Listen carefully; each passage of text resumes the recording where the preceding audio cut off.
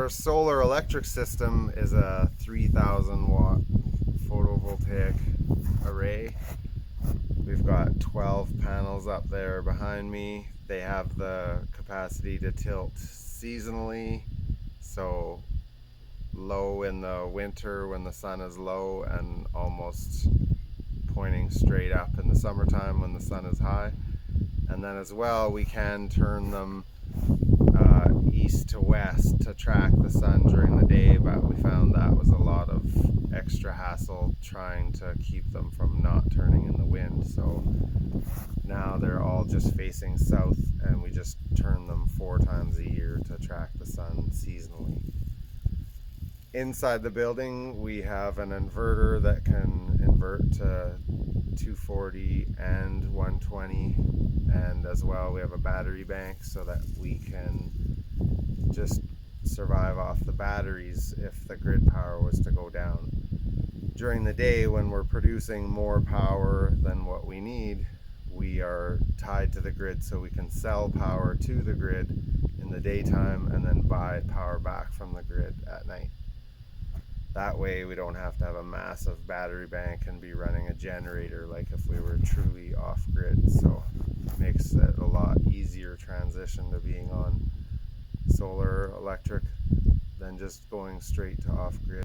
So as I said, it's a 3,000 watt system which has the potential to generate 3,000 watts under pretty ideal conditions. But those conditions don't always happen, and they don't always happen for many hours in a day. So we found that you usually generate a lot less than 3,000 watts.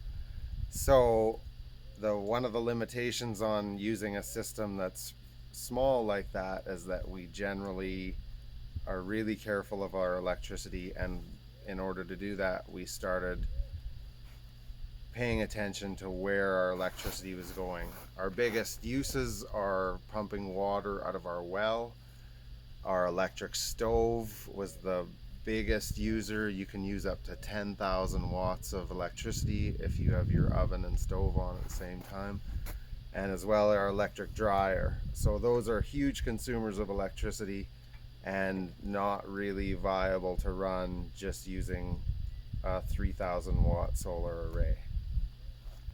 So one of the biggest things we probably learned above anything else by having a smaller system was how to learn to use less, basically. So we used a label maker and wrote the wattage of all of our appliances on the outside of it so all of us knew. So all the kids knew that if you use this particular thing, it's going to use this much. So then all of our light switches say how many watts, and so we know, oh, those lights only use 40 watts. That's not a big deal. The stereo only uses like 80 watts. The TV and all those things. And then the electric stove is like 2,500 watts just for the oven, and another 1,500 watts. Or your toaster is like 1,500 watts, right? So those are huge users. So by putting the label on there, it made us very aware of how much we're using. What do they say? You manage what you measure. And so that's a really good example. And so yeah, we just start using less, get rid of the high usage things. Anytime you're using electricity to make heat, it's very inefficient. So yeah, that's what we found above all. So then once we started managing what we measured, we found our power consumption has just gone down and down over the past few years.